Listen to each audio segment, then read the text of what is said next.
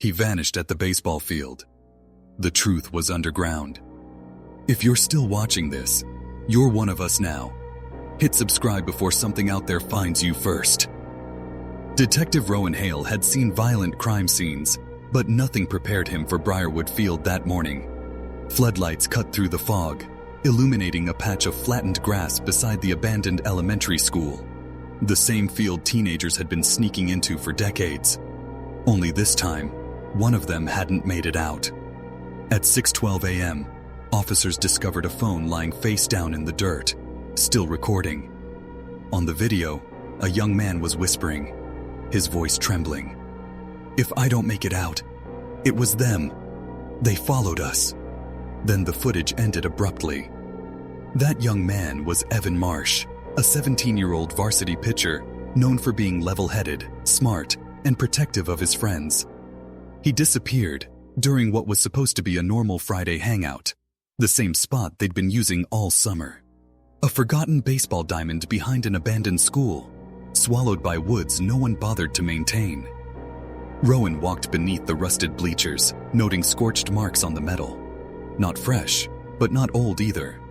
A single lamp leaned over the seats, flickering an orange glow, even though the school had been shut down for 30 years. "Whoever's paying that electric bill," Rowan muttered, "isn't doing it for nostalgia." He interviewed Evan's friends, Milo, Jason, and Tyler, all pale, exhausted, and shaken. They insisted Evan left before everyone else. He said he heard something in the woods, something that sounded like footsteps keeping pace with him. Rowan pressed for details, but the boys dodged eye contact, exchanging quick, guilty glances. They weren't lying. They were scared. But scared of what? When Rowan reviewed nearby surveillance, he found something odd. A traffic camera, pointed toward the old school access road, captured a car at 1:13 a.m., a dark sedan creeping toward Briarwood. No plates visible, no headlights on. And exactly 8 minutes later, it came back. But this time, someone was sitting in the back seat, slumped, unmoving. Rowan zoomed in. He froze. The silhouette looked like Evan. By noon, officers swept the area and found tire tracks leading deeper into the woods, forming a path no official map showed. The prints were fresh, too fresh. Rowan followed them on foot, pushing through thick brush until he reached something he had never seen before. A clearing carved out behind the baseball field, the ground stained with oil, and something else, something metallic, a torn keychain, Evan's. But the worst part was the structure at the far end of the clearing. A shed no one remembered being there. Padlocked, windows blacked out. Rowan radioed for backup, but the signal sputtered and died. He approached the door. As he placed his hand on the lock, the detective heard a muffled sound from inside. Not a cry, not a voice, but the steady, deliberate clicking of a lighter.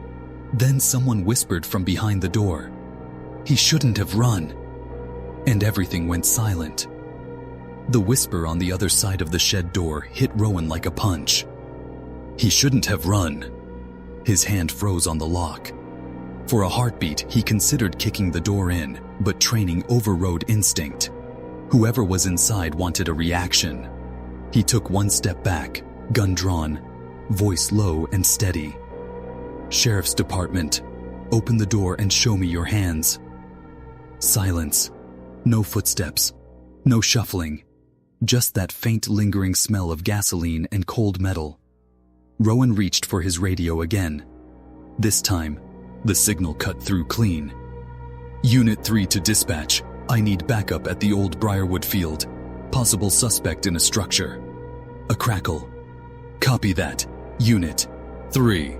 Units en route." When the others arrived, they circled the shed and forced the padlock with bolt cutters. The door swung open with a metallic groan. The shed was empty. No suspect. No victim. Just a cramped space with plywood walls and a stained concrete floor. In the center lay a cheap disposable lighter, still warm when Rowan picked it up with gloved fingers. On the far wall, 4 rusted hooks were bolted at shoulder height, faint grooves etched into the concrete below them. Restraints. Someone had stood here tied to that wall. Recently, on a small workbench, they found a folded strip of duct tape, 2 zip ties, and a cracked flip phone with no SIM card. Beneath it, pressed under the weight like an afterthought, was a torn piece of fabric, navy blue with a white stitched number. The number 12. Evan's jersey number. The shed wasn't a random junk space. It was a holding room. Back at the station, Rowan sat across from Evan's 3 friends. Their parents waited in the hall, red-eyed and silent. Milo's knee bounced non-stop. Jason stared at the floor. Tyler picked at a split in his thumbnail until it bled. Rowan set the evidence bag on the table.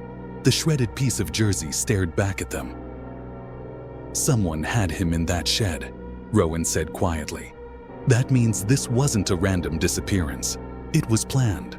So I'm going to ask you again. Who else knew you were going to that field? Milo swallowed. Just us. Any older kids? Dealers? People you bought from? Tyler shook his head too quickly. Jason's jaw tightened. Rowan noticed the pause. He pivoted. Jason, look at me. Jason finally raised his eyes. There was guilt there, raw and obvious. Rowan slid a photo across the table, a still from the traffic camera near the access road. The dark sedan, barely visible. You recognize this car? Jason hesitated. No. Rowan leaned forward. Funny, because this same car shows up in front of the strip mall where you work, 2 weeks before Evan went missing. Same night you closed alone. He pulled out He pulled out another still. Different angle, different camera. The sedan again. Jason stepping out and walking toward it. Tyler exhaled sharply. Jason, what did you do? Jason's shoulders collapsed. I didn't think they'd actually... He stopped himself, eyes wide. Rowan's voice dropped. Who are they?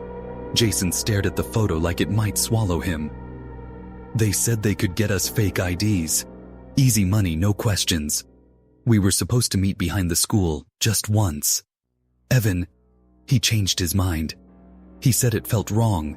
He took off toward the woods. They got mad. Rowan felt his stomach turn. And you didn't tell us this from the start because they said they'd come after us too, Jason whispered. And our families. They knew where I worked. They knew Tyler's little sister's bus stop.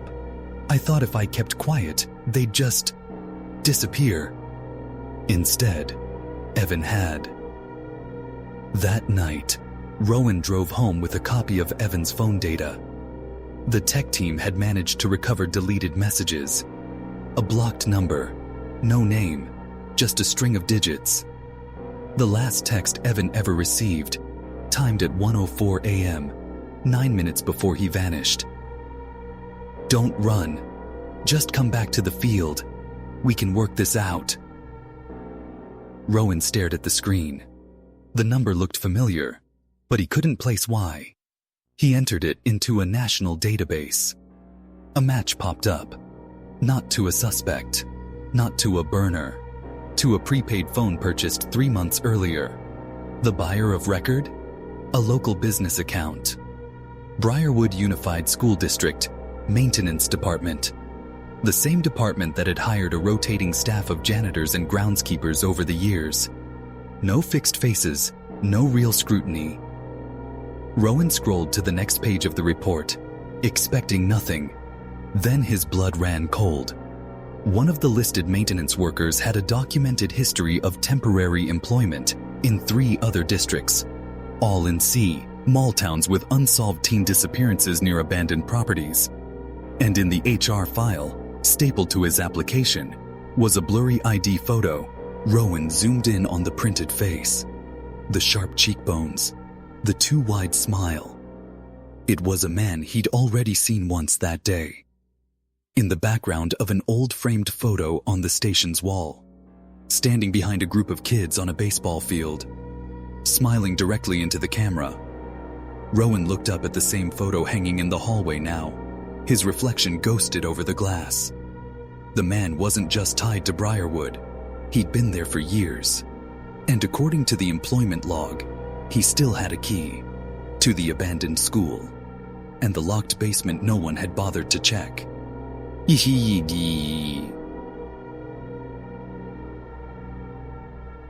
Rowan stood alone inside the abandoned Briarwood Elementary, the beam of his flashlight cutting through decades of dust. The walls were peeling, lockers dented and tagged with graffiti, the air still carrying a faint chemical odor. According to the log, the maintenance worker, Elias Crow, had accessed this building the night Evan vanished. The school was officially condemned, the power allegedly cut years ago.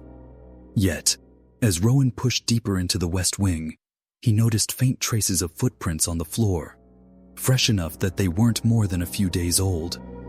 He reached the stairwell leading down. A metal sign hung crookedly on the door.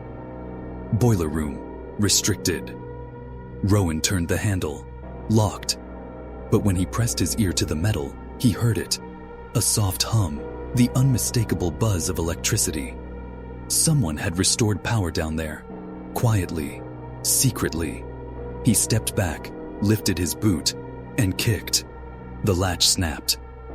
Cold, stale air rose upward as he descended into the darkness. The concrete steps narrowed, and halfway down, he spotted a freshly installed security camera mounted in the corner, pointing up the stairs. It wasn't recording. It was monitoring. Below, a narrow corridor branched off into two hallways, but Rowan didn't need to guess which direction. On to go. At the far end, beneath a flickering utility bulb, stood a heavy industrial door reinforced with steel bands, the kind used in storage bunkers. A keypad blinked red beside it. Rowan tried the handle. Locked. But the keypad, 4 digits. Simple, low-tech, something a school employee would set. Rowan entered the number that repeated across nearly every room in Briarwood. The school's founding year. 9, 6, 4. The lock clicked. Slowly, he pulled the door open. Inside was a long concrete chamber. The air was colder, damp, and filled with a metallic tang. Hanging along the walls were rusted hooks, lengths of chain, and rows of old janitorial tools. A small folding table sat in the center, a single chair knocked over beside it. On the table lay a student ID lanyard. Evans. Rowan's pulse spiked. He stepped forward carefully, scanning the room for movement. At the far corner, something glinted beneath a tarp. He lifted it. A sedan bumper. Dark paint. The same model from the traffic footage. Elias Crow hadn't taken Evan somewhere. He had brought him here. Rowan moved to the next tarp. His hand froze. Beneath it were 4 duffel bags filled with clothing, wallets, and belongings, all from missing teens across 3 counties, kids whose cases went cold because no bodies were ever found. A sudden metallic clatter echoed behind him. Rowan spun around. A man stood in the doorway. Mid-40s, tall, thin, a too-wide grin stretching across his face. Elias Crow. He stepped into the room slowly, calmly, hands empty, expression flat except for that smile. "You shouldn't be down here," he said softly. "They never listen. The kids, the cops, the investigators, no one listens until it's too late." Rowan raised his gun. "Where is Evan?" Elias tilted his head. "He ran. They always run. It never helps." "Where is he?" Rowan said again, voice sharp. Elias tapped the wall beside him. "Behind here, the old storage chute. That's where they end up. You're welcome to look. But I don't think you'll like what you find." Rowan moved forward cautiously.